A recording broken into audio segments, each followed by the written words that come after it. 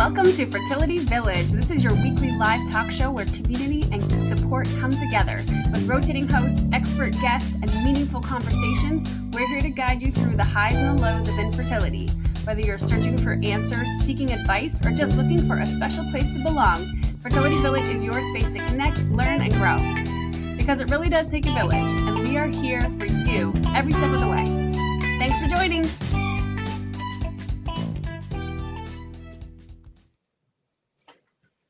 Hello, everyone, and welcome to Fertility Village Live. I'm Kaylee. And I'm Sarah, and tonight we have the privilege of speaking with Lorra Kapteyn. She is a social worker, MSW, BSW, and RSW, and has been an amazing supporter of Oasis and some of those in our community. Welcome, Lorra. Thanks for having me, guys. So happy to have you. Happy to be here. Can you give us a little bit of background on yourself and why you're so passionate about helping people in the fertility community? Yeah, of course. So I am a reproductive counselor who works with individuals and couples who are on their fertility journey. And I've been doing this now for, I won't say how long I've been a social worker, but I've been doing the reproductive counseling gig for about 2.5 years now.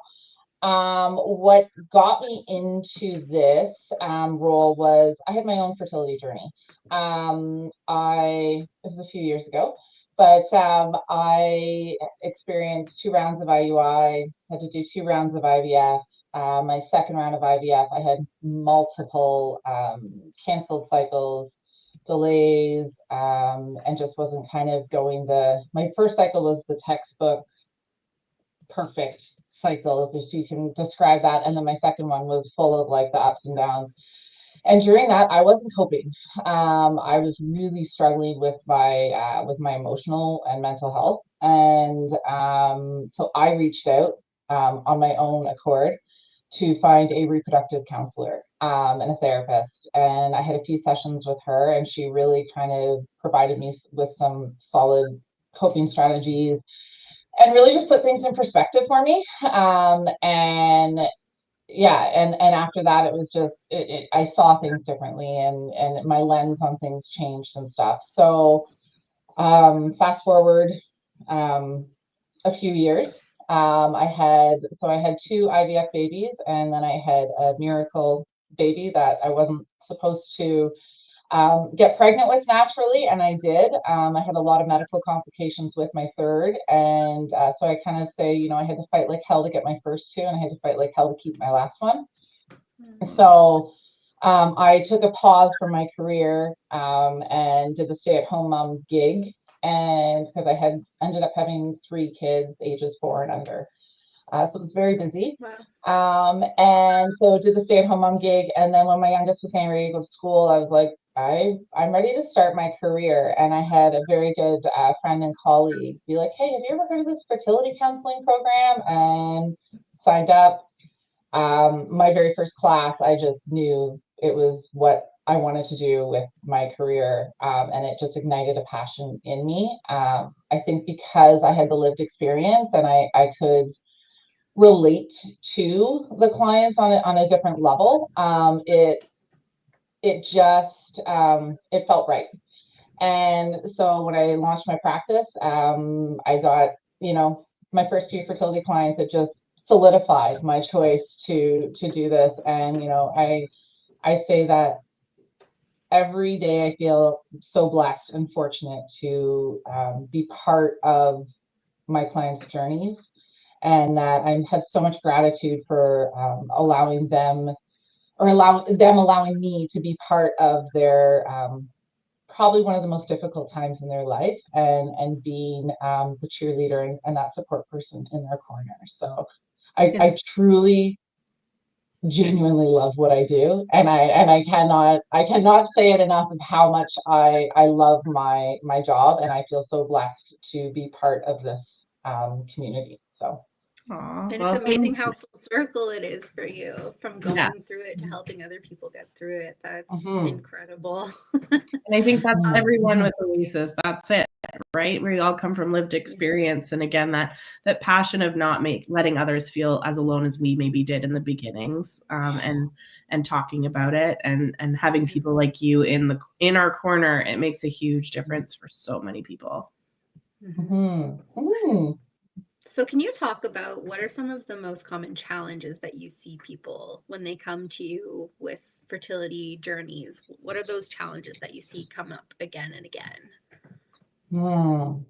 And if you see me looking down, it's because I made notes, because I wanted to make sure I kind of covered as much as I can. I'm not ignoring the We screen. love notes. So, it's the way I process things. It's how my brain works. So I think one of the biggest challenges, emotional challenges for a lot of the clients I see would be the sense of the loss of control and the not knowing. Those are some of the most, and then it filters down. Like, that's an umbrella statement, but then it would filter down into so many of the other areas in it. So I think relatable. So relatable. Yeah. Yep, my type A personality hated being out of control. Same. And I mean, I'll be somewhat, gender specific here. I'm trying to be sensitive. However, I think a lot of women are often conditioned from a very young age to have it all together and to know what's happening, and it's almost like it's ingrained in us to have control over all the areas of our life and to know what the game plan is going to be.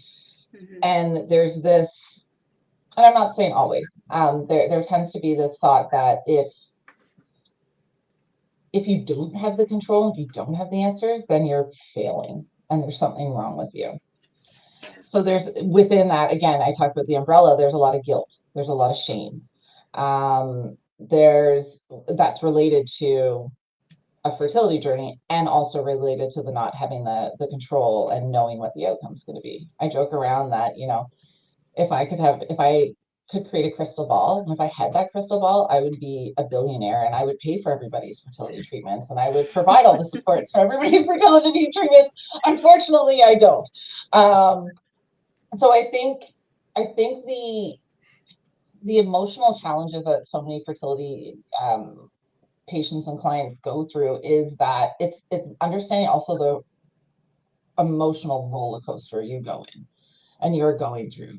You have the ups and the anticipation, and this is happening and we're getting these results, and then it's not what you want, and then you have the crash, and it's just living in that constant state of fluctuation, of the highs and the lows, and that's where it can become mentally, emotionally, physically draining for so many people. And I think that's for individuals. And often when you're within a couple, those individuals are going to process this stuff differently.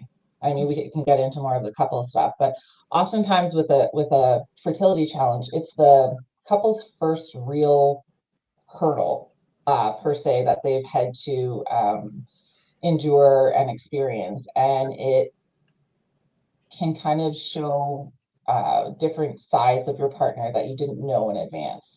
Right? Because you talk about, okay, do you want kids? And you talk about finances, and you talk about religion, and you talk about politics, and you talk all the things, but you don't talk what happens if that plan of children doesn't happen. Nobody ever thinks about that, right? Nobody.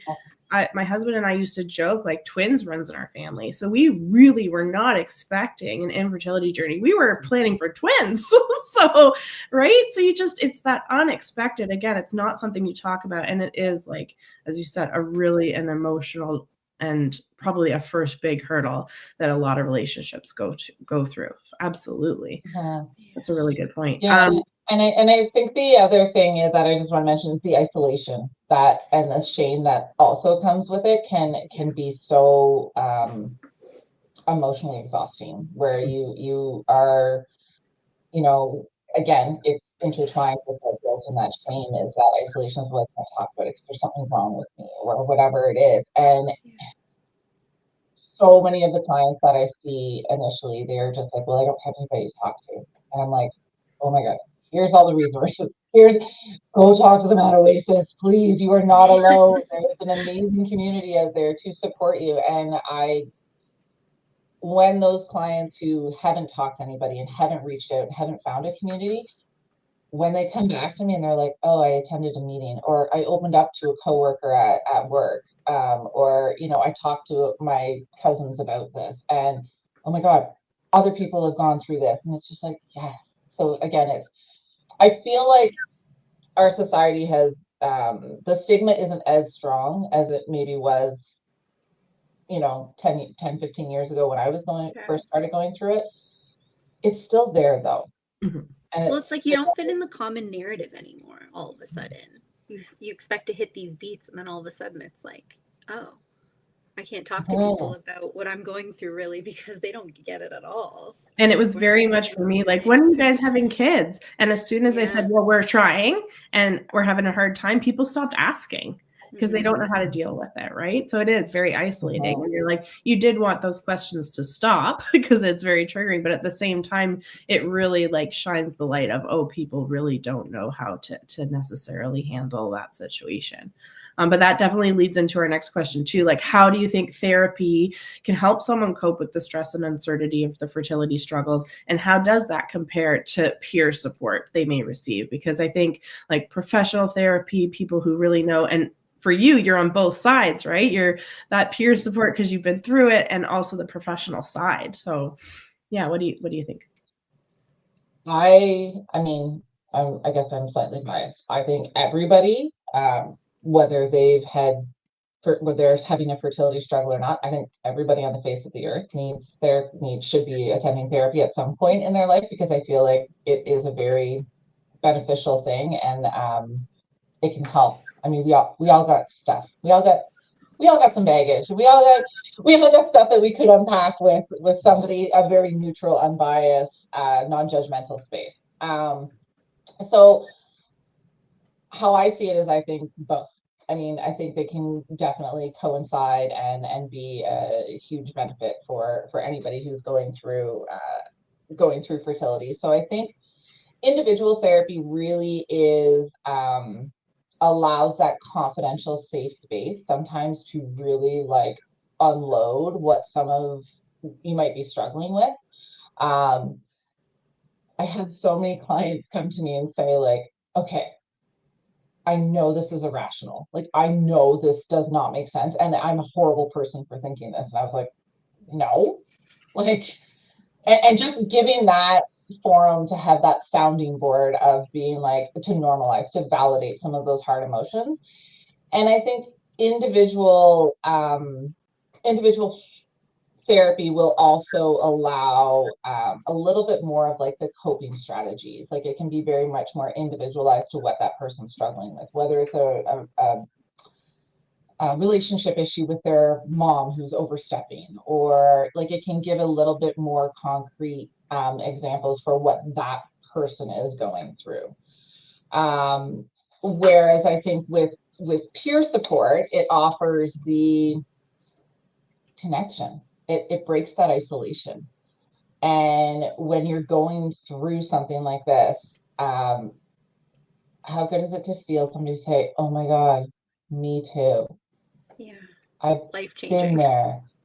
Like, game changing. And I've said that to so many people that, you know, I'm trying to encourage them to reach out, to make those connections. I'm like, even if you just talk to these people just for this chapter of your life, you could create lifelong friendships, or you could just find somebody that can hear you and get it and can be like, yeah, I also understand having my body look like a pincushion and not wanting to put a bathing suit on because I've been doing injections. Like, just having that camaraderie of being in the trenches with somebody else.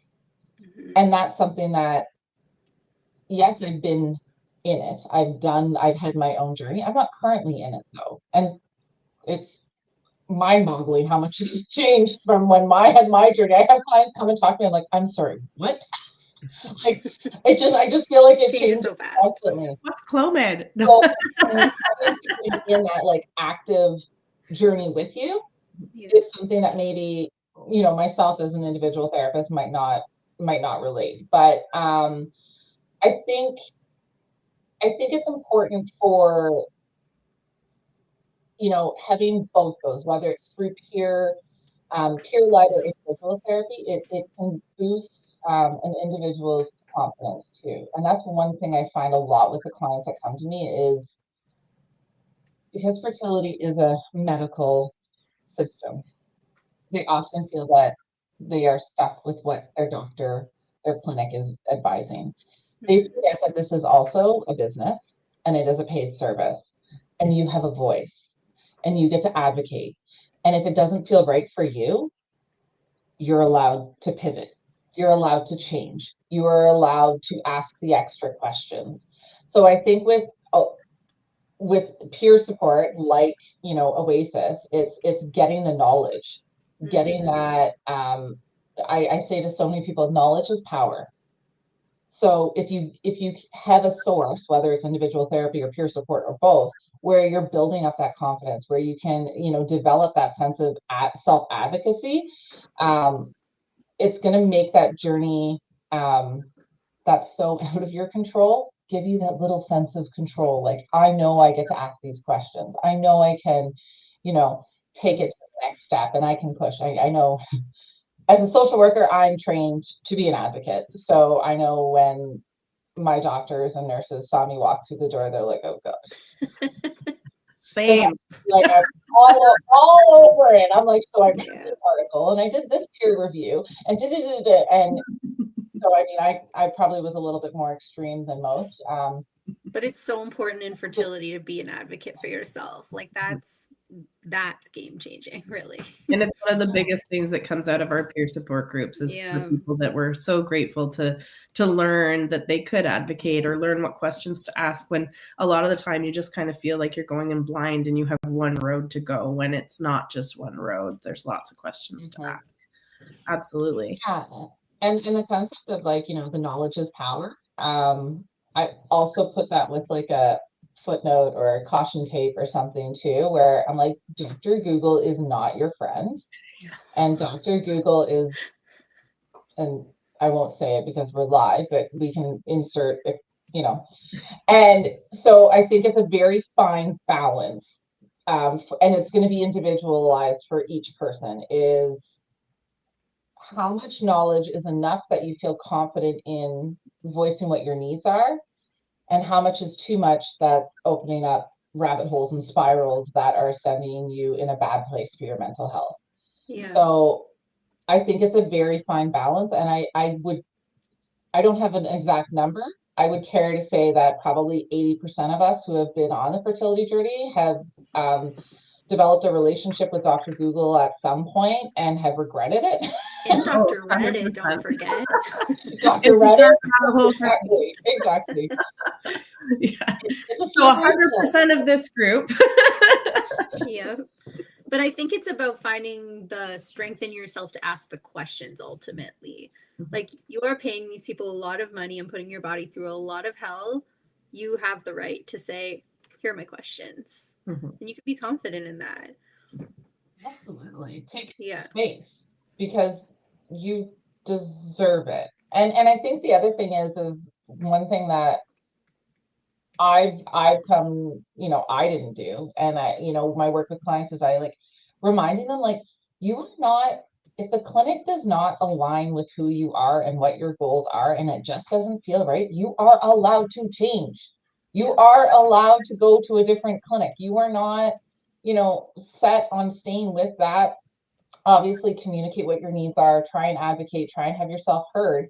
And if it's still not working, there's so many options out there of clinics that might be a better fit for you. My group members know me as the person who interviews doctors, because I think it's over 10 doctors I have interviewed over the course of my journey, because I just was not jiving, and I have some crazy tales about it. But yeah, I didn't know that at first. It took me finding peers. So to say, no, you can move on. So yeah, that was great. That was great advice, and always the advice I give to other people too. But also therapists as well. I just want to say, when I was going through my journey, I talked to a few different therapists, and you know, finding someone who has been through the journey is really helpful. I'm not saying a therapist who hasn't been through infertility can't help, but for me, like, it made a big difference to talk to people who got it. And also because you don't have to spend several sessions explaining the procedures you're going through. They just know. Yeah. So even that was game changing for me too. Yeah. Yeah, and whether you're, as a therapist, I'm going to throw this in here, whether you're on a fertility journey or not, I highly encourage you to interview multiple therapists before you sign up. And if you have a couple sessions with them and it's just not jiving, move on, because you need to have that confidence and that trust in that relationship and who you're working with. I kind of joke around to people who are just entering, a therapy journey at some point in their life. And I was like, well, listen, honestly, it's kind of like online dating. You kind of got to, you might have a couple dates and you might be like, whoa, okay, no, this isn't going to work for me. Okay, I know there's other ones out there. So, and I always say that right up front with new clients where I'm like, you know what? I know I'm not going to be everybody's cup of tea. I know I might not be the right fit for you, and that's okay. So if I'm not, and if you're looking for something, different, somebody who's a bit more structured or somebody who's a bit more gentle and not blunt, because tend to be blunt. Then that's okay. Don't give up on your therapy and healing journey because I might not be the right therapist. Let me know, and maybe we can find somebody that's going to be a better fit for you. And I think any therapist that truly loves their job and is passionate about what they do would share that similar mindset, because we're in this to support people. And if we might not be the right fit, I know not everybody's gonna like me, and that's okay. I'm not gonna be offended.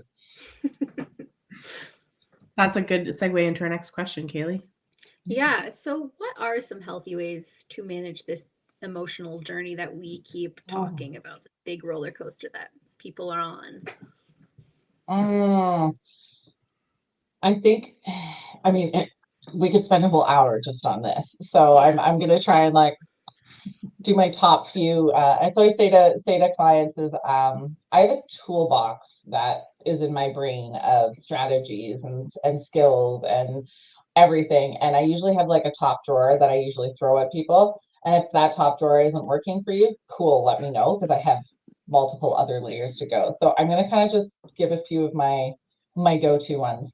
So I think that the number one thing is feel the feelings. Allow whatever the feelings are that come up for you, let them be there. One of my favorite tools to use is the feelings wheel, and I probably talk to all my clients about it. And for those of you who don't know what the feelings wheel is, I have it right at hand here. It looks like this. It has all the different emotions, the different feelings in there, and that can kind of give you a little bit more of a dialogue and a idea, an adjective, more descriptive words of kind of, instead of I'm sad. Okay, you are sad. What else is there? Take it and give it space and allow it to be there. Guilt-free. Feel the feelings, guilt-free. I'm allowed to be angry that my best friend just announced she's pregnant after trying for a month. I'm also allowed at the same time to be really happy for her. I can hold both those emotions at the same time. So I think trying your best to not suppress, repress, avoid any of the hard emotions is one of the things to do. And that comes, and that can be having an outlet, whether it's journaling, whether it's talking to a therapist, whether it's going to a peer group, whether, whatever that looks like for you, just not holding it in and consuming it, because there's so much research out there about the mind-body connection. Whereas if our mind's busy and if we're stressed, how that affects our physical well-being too. So that's why it's so important to, on a fertility journey, really to take care of, everything, the whole physiological being, the mental health, all of that kind of stuff. My funny Wow. story is when I was first going through it and I was on all the drugs, I was playing soccer at the time, and I had some new teammates. And on the field, I was maybe a little over aggressive. I'm going to blame the drugs on that because I couldn't control my emotions, but that was my outlet. And my friends, now friends, were like, "Yeah, we thought you were a little bit crazy." And I said, "That's fair." I had to go back and like apologize to people for like the craziness that I wasn't open about, but once I explained it, they're like, "Oh, okay, that makes sense." And like, and then when I was, off between treatments, what have you, and they're like, "You're actually quite nice." And I'm like, "Yeah, thanks." So that was always, don't suppress it, share. Not hormones. Yeah, I'm not usually that aggressive, I swear, but it really came out. That was my outlet. So yeah, that's a funny story I like to tell. All of the stories go kick something hard. Yeah, go cook something. Not people. Yeah, Just have an outlet. Not people, soccer balls. Not people. Yeah, I always say that. I'm like, you can have the rage, you can have I know, and I am also very open to talking about my journey with my clients and how I handled my emotions. And like, I legit remember one time walking through Walmart and full cart ready to check out. And I walked by 2 teen girls that were very visibly pregnant. And the rage that came over me, I'm like, I have to leave the store because they're not safe right now. Like it was this, and so, and I got to the car, had my emotional breakdown, crying and all of that. And like, oh my God, like this is because you can feel like you are, having an outer body experience, like you are losing it. Mhm. And It's uncontrollable sometimes. That it really is a very good way to describe it. There's more than one occasion I very much felt like out of control of some of my emotions. Yeah. Mm-hmm. So I always put a caveat in and, a disclaimer, like I do not condone assaulting pregnant people. I don't condone that. I think that, I have to put that out there.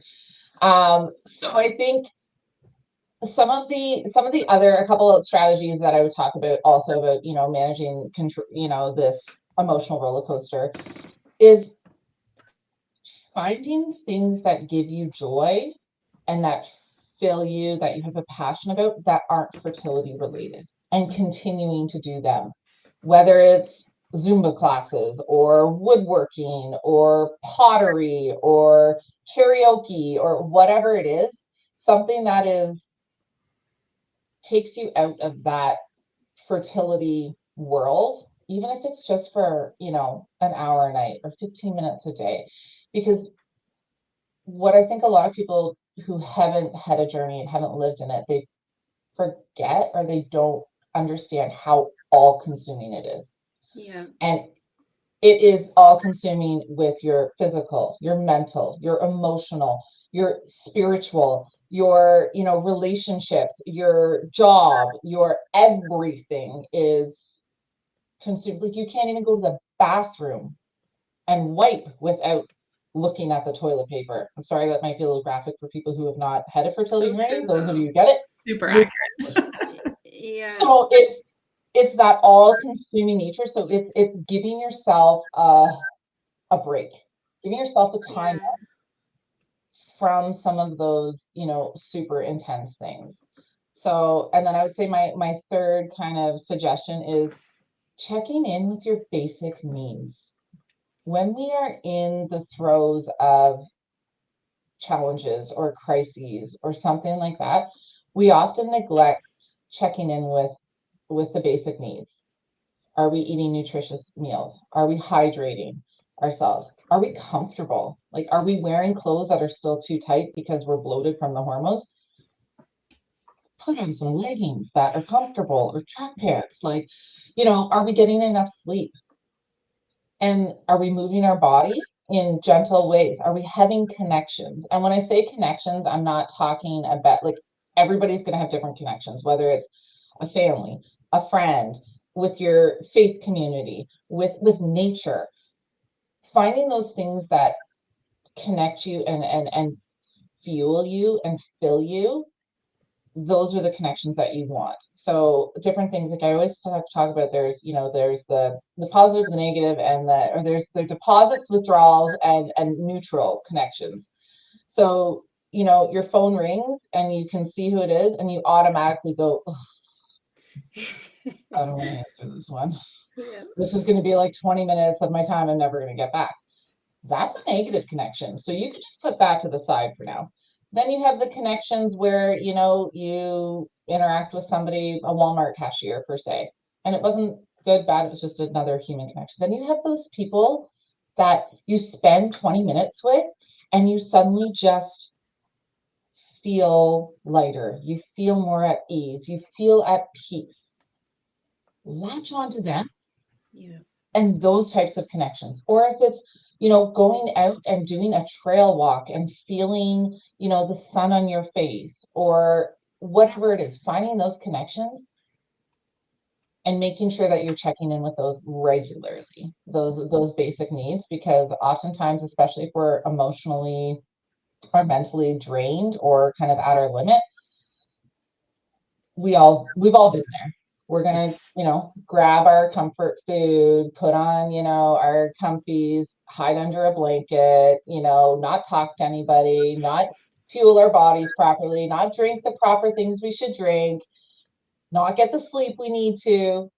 And that just is gonna like add gas to the fire of that, you know, that cycle. That being said, doing it occasionally to also just give yourself some grace and some respite, do that too. I wanted to speak to that for a second because there is such a push-pull relationship between distracting yourself when you're going through this because it's so all-consuming and everywhere, and every TV show you watch, every book you read, it's everywhere. And like the difference between that and giving yourself some moments of distraction and not falling into a distraction hole where you never come out. You know what I mean? I think that's a fine balance, and it's maybe a challenge for a lot of people going through this. And that you touched on it a little bit there as well, but that leads again beautifully into our next question. Like, what are those signs that someone might benefit from individual versus couples therapy during the, like, what signs are you looking for that people really should like reach out again, either individually as a couple? Yeah, I'm gonna get there. I just want to touch real quick on the distraction thing too, just real quick. There's a very when I went to school, again, I'm not disclosing when that was. There was this concept of like dissociation and distraction as meaning you're avoiding your feelings, and it's a bad thing, it's a negative thing.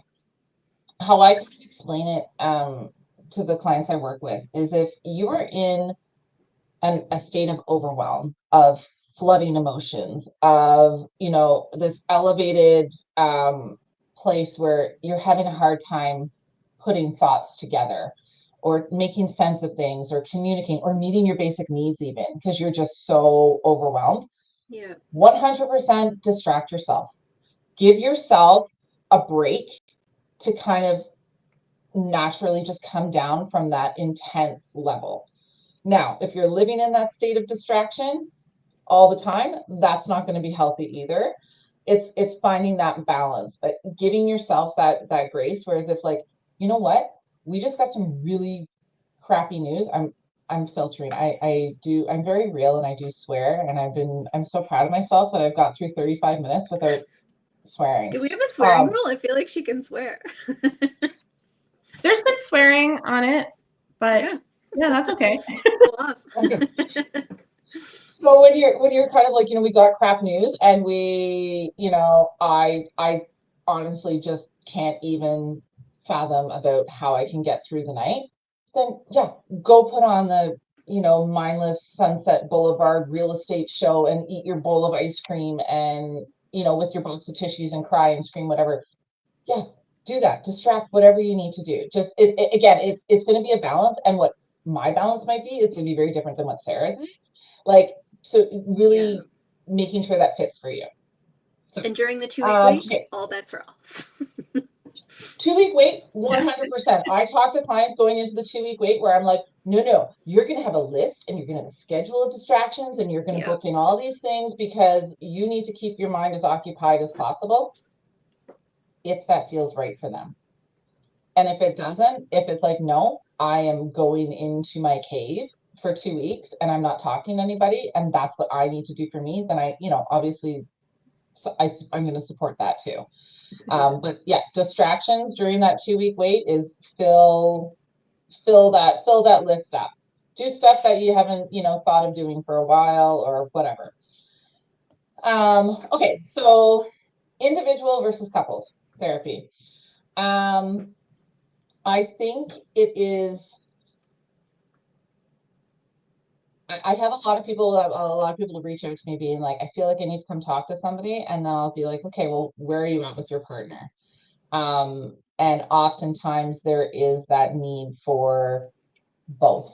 And I get that that's not always a realistic thing where, you're seeing a therapist as a couple and then you each have your individual. That would be a perfect world where insurance companies actually understood the benefit of mental health, but I digress.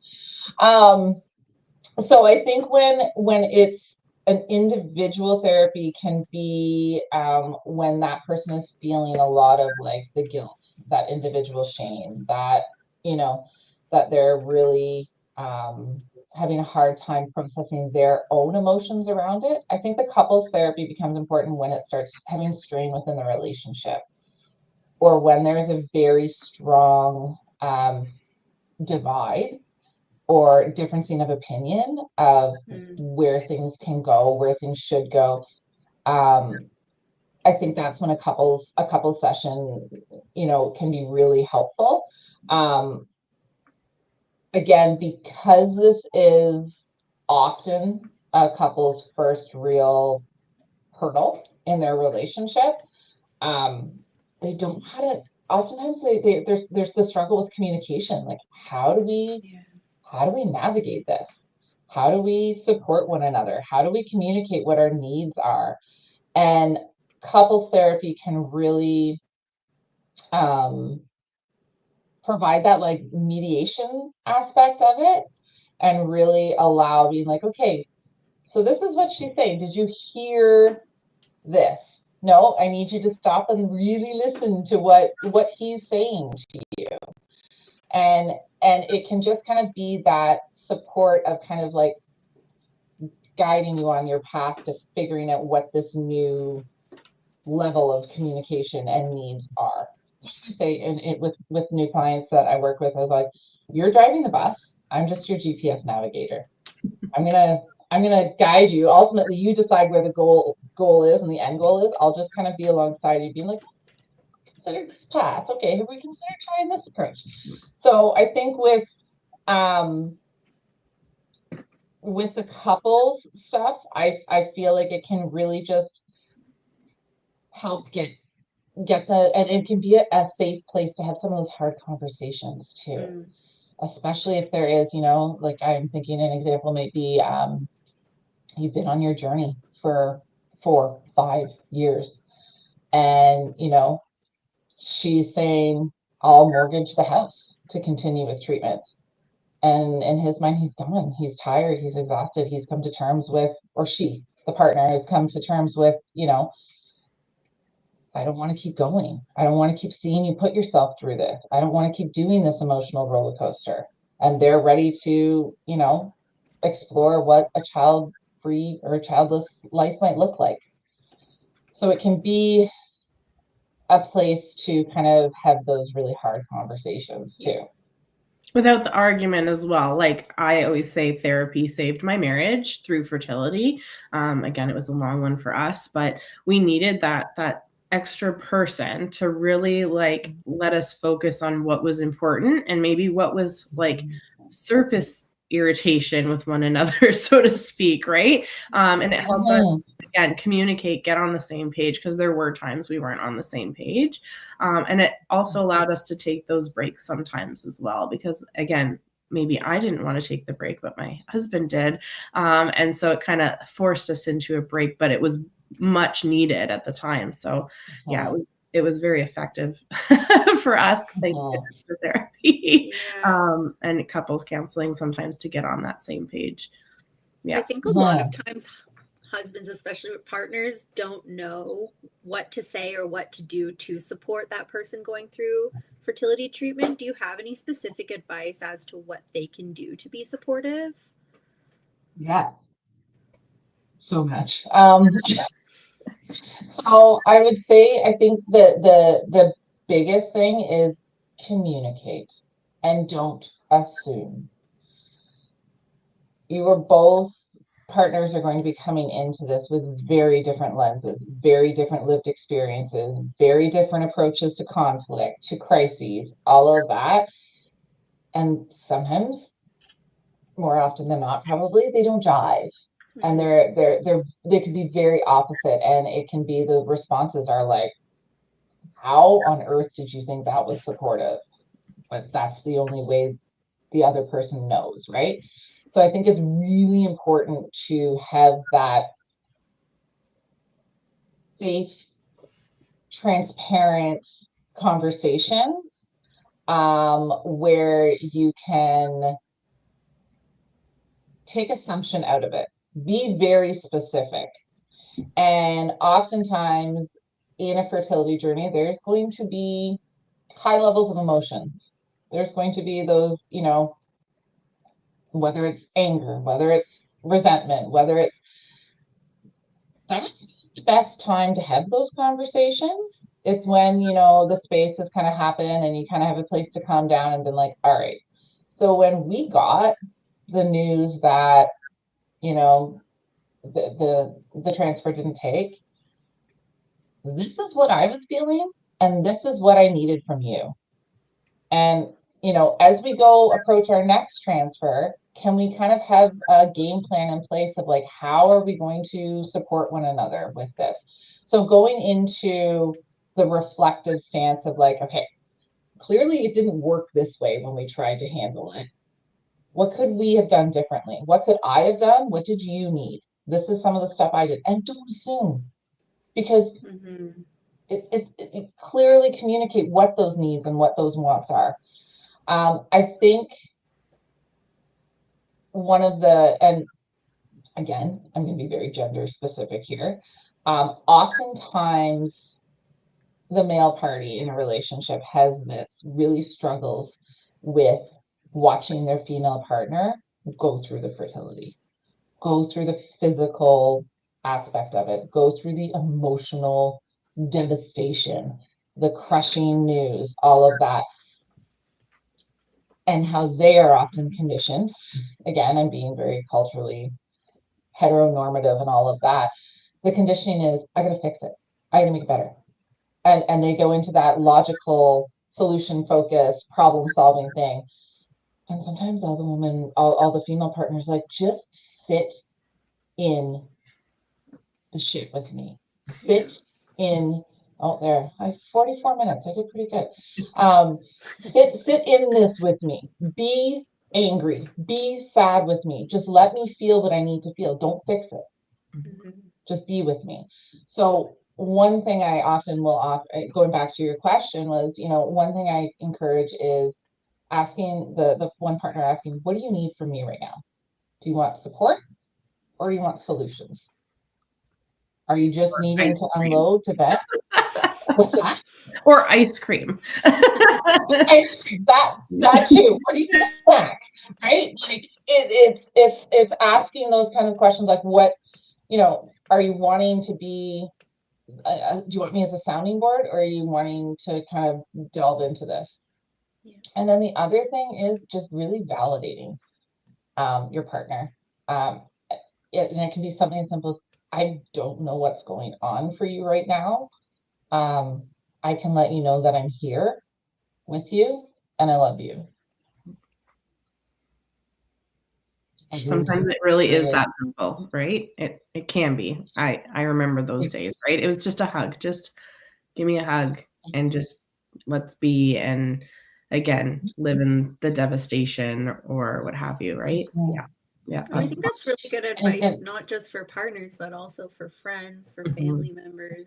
A lot of people don't know that all we want is, just someone to sit with us in it or to hear us instead of offering solutions. Yeah.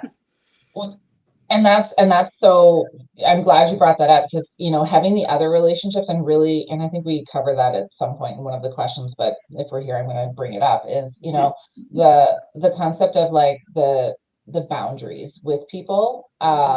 in your world and in your inner circle is letting them know and communicating what your needs are. Hey, I'm going to get test results on this day. Can you check in with me in the afternoon? Asking for that support and really being specific of what the support looks like for you. And also allowing yourself to change that. If you're like, sometimes when people are getting close to a transfer, they're thinking, we don't want to be inundated with the like, hey, did it work? When do you get your blood work? All of those questions.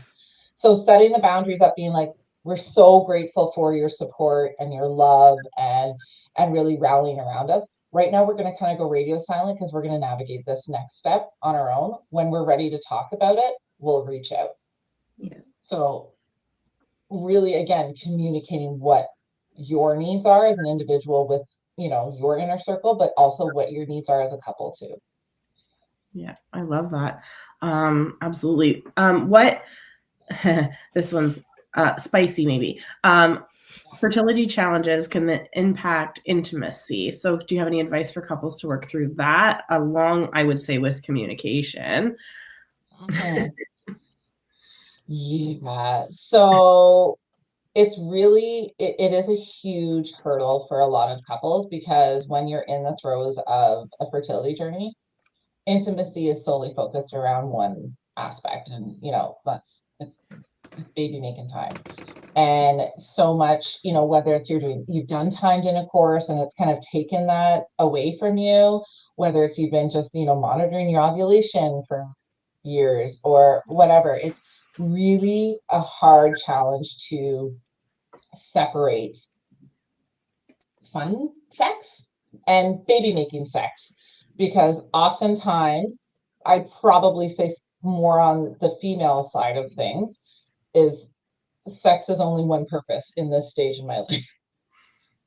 And it's very, very, very challenging to get out of that headspace. So what I do encourage is to talk to your partner about it and really communicate, being like, I'm struggling with getting my head out of that space. So maybe you explore non-intercourse activities, or you have, you take a break from a fertility for a month or so, and you don't schedule sex, and or you could schedule sex, but that's not baby making sex, if that makes sense. Mm-hmm. Where it's like, we know we're not going to try to get pregnant this month, but Friday night, this is the time it's going to happen, and we're both going to kind of shut our heads off around this.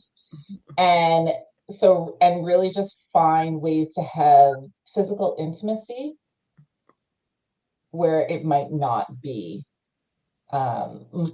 sex. It could be, let's just snuggle on the couch, or, stuff like that. Just have that physical contact and remind yourselves that this is a really hard chapter in your life. This is a hard phase, and it is a phase, and it will end. Whether it ends the way you want it to or not, it's not always going to be that difficult. That's really It's good. hard though. It is hard, but and it's hard when you're in the moment to remember that, right? And you need the people on the outside, or the people through the journey, or the therapists, whoever it is, reminding you that, yeah, it's hard now, but it will not be hard forever. That's 100%. I needed people telling me that, or I needed people hoping for me, because sometimes you didn't remember, right? Yeah. No.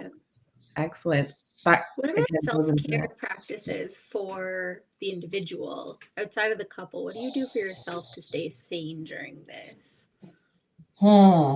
So, disclaimer, I struggle with the term self-care because I think our social media and all of that has done a really crap job of telling us what self-care is. It's not, going out for mimosas with your girlfriends and having your nails done. Some people it might be.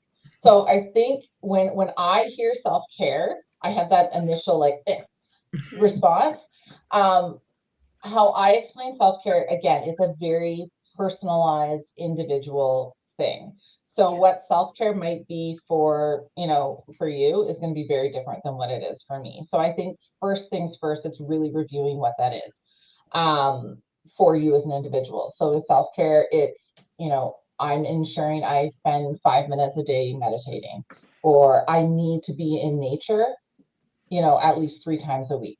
So I think it's really important to reflect on times in your life where you were feeling a sense of peace and calm. What were you doing? Were you making sure you were engaged in a book club? Was it you were, taking time and interest in your hobbies and stuff like that? So I think when it comes to self-care on a fertility journey, it needs to be, obviously you have to talk to your medical team around it. Like, you might not be able to go and do CrossFit training or something like that if there's going to be that component of it. But if you say that, moving my body and physical activity is part of my self-care regime, then find ways to make that work. And again, I think it goes back to that meeting your basic needs too. That's so much of it. And when it comes to the self-care around your emotional and mental state, establishing boundaries, saying no to things that don't serve you at this time. So it might mean you have to tell your best friend that you're not going to come to her baby shower. And that's you taking care of yourself. Mhm. And 9 times out of 10, I would say that friend's going to be understanding and supportive and get it.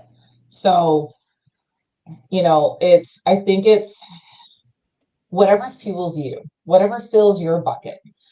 And I think I ask a lot of people I work with is, when you look at your cell phone, how low do you let your battery go before you plug it in? Oh, that's a bad question. How low do you guys let yours go?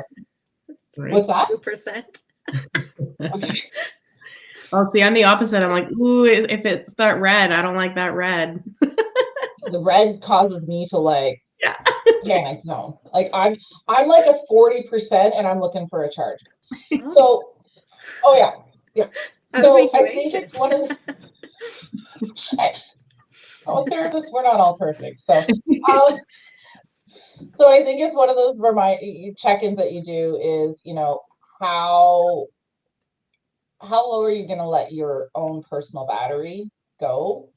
How low are you going to let it go before you start tapping into what you need? And it could be mimosas and breakfast with a girlfriend, or it could be a spa day. That could be your self-care. There's nothing wrong with those as self-care. I want to put that out there. I love me a good spa day with a girlfriend, and that mimosas are involved in sweet.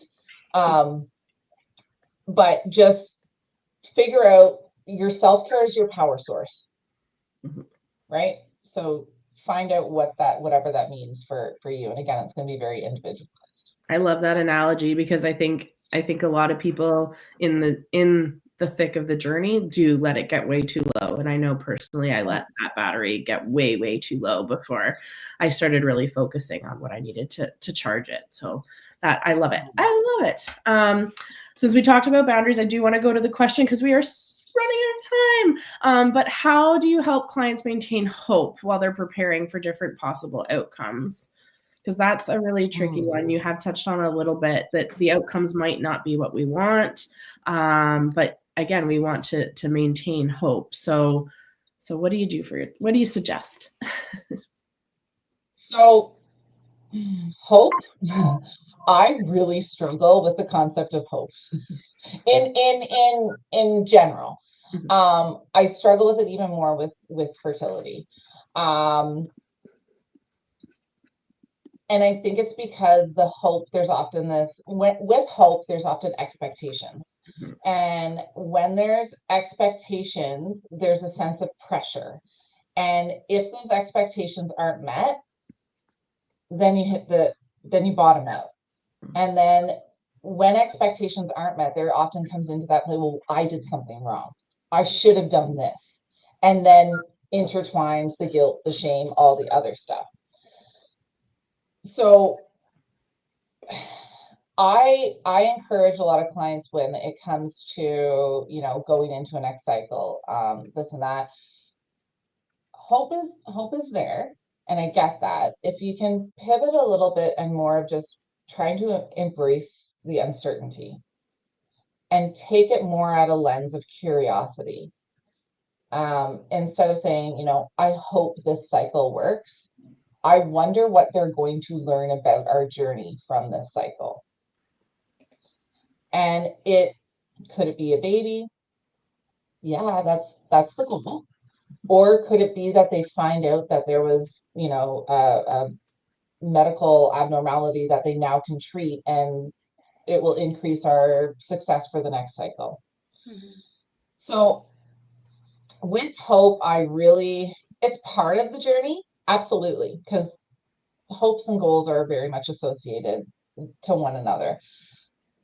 I just caution people to live in that state of hope, because also when there's hope too, there's also the concept, which I don't think we have time to get into, but the whole toxic positivity, where so many of our people around us that give us that, and toxic positivity is a thing, where, you know, you feel guilt if you don't have that same excitement. You know, like people will say to me, you know, oh, you know, my mother-in-law or my mom texts me and says, oh, I'm so excited you're going in for your transfer. Nobody wants to go in for a transfer.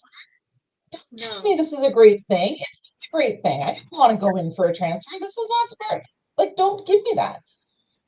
So it's a very difficult thing to navigate, is hope. And so I just, you know, when people will have a statement of, I hope I get this new job, and I wonder if I'm going to get this new job. I hope they get X number of, you know, eggs at the retrieval. I wonder how many eggs they're going to get at the retrieval. It takes that level of expectation out of it, which lowers the pressure sometimes. And then when that pressure is lowered, that crash is might be a little bit less. Does that make sense? 100% makes sense for me, because I always say, like, I had lost hope when I found Oasis. I had none, because it was disappointment after disappointment after disappointment. And so again, changing that way of thinking probably would have been very effective in those early days, at least for me. Hopefully I wouldn't have crashed so hard when you, again, lose, those expectations are not met and you're losing hope. And I just remember telling people, have that toxic positivity around me, because I've got nothing. So like that toxic positivity wasn't even so toxic to me because I had nothing. So I really love that analogy for it too. And to switch that way of thinking, for sure. Guys, we have only a minute left, and I want to get to a question we got, which says, knowing you all went through so much to have children, was there ever any fears once you got pregnant, and did anyone get nervous about delivering? So I never made it to any deliveries, but definitely after my first loss, I was terrified to be pregnant. Pregnancy for me was the most terrifying thing. The thought of pregnancy was terrifying. And still to this day, I sometimes feel triggered, like, of the thought of ever being pregnant. But that's me. As I said, I never got to be afraid of delivery. But pregnancy for me, definitely like high anxiety for sure. I think it goes back to that hope discussion. Like, you get pregnant and then it's like big time hope. Oh my gosh, like, could this happen? You start to believe in it. And then that's the most terrifying, because if you lose it, then that's a huge, huge loss after what you've been through on a fertility journey. So yeah, maybe it's not the delivery fear. It's just the fear of getting to there. I was terrified till the moment I heard a scream. Honestly, for me, terrified the whole time. I had moments of joy, it's really it's really important to allow all of the gamut of those feelings, all of those thoughts to really be there, and to talk about them with safe people, because you're not alone. Those fears of the pregnancy, of the delivery, of all of that, we've all been through it in some regard. And often people who haven't had a fertility journey often have similar fears, often have those, you know, similar thoughts. So just making sure you're talking to a safe, supportive individual community to really allow you that to validate those feelings and those thoughts, and to let you know that you're not on your own in them, because it's terrifying. It really is. Yeah. And we do have a pregnancy after infertility support group for that reason, because people feel lonely again. They've gone through it and they have this community of other people who are going through it with them, and then all of a sudden you're pregnant and you're alone again and you feel terrified. So nice And to also find the added pressure of people like, oh, I'm pregnant and I've been through infertility. I don't want to complain about things. I don't want to complain about morning sickness. I should be grateful. And that whole other layer on top of it. So yeah, our group is there for you. So please come out and join it. And there's a lot of really great perinatal therapists that are out there that kind of can help support some of those thought process. Yes, again, it goes back to that. The peer support is huge. And also, if you're really kind of finding it's consuming and taking up a lot of your energy, then I would really encourage you to reach out to a perinatal therapist that can help you with the pregnancy, the delivery, leading up to delivery, post baby, all of that. They can help you with some of that, those challenges that come in with it. Absolutely. Well, thank you so much, Lorra, for your wealth of knowledge and again your passion for Oasis. We're so grateful to have you on our team and join us tonight. So thank you so much. This will be posted on YouTube and on our podcast, and we'll post where you can find Lorra and find support that you need, and you can reach out to Oasis anytime. Last thing, don't forget our fertility party is coming up June 22nd. Tickets are now on sale. Did I miss anything, Kaylee? No, you got it. Thank you so much, Lorra. We really appreciate it. Thank you so much for having me. It was my I'm so grateful for your guys' community, and that you had me on, and I'm so glad that a community like this exists for those on their journey. And you guys are doing incredible work. So thank you. Thank you. We look forward to seeing you all next week and next month, and hope you have a great week. Bye, guys. Good night, everyone.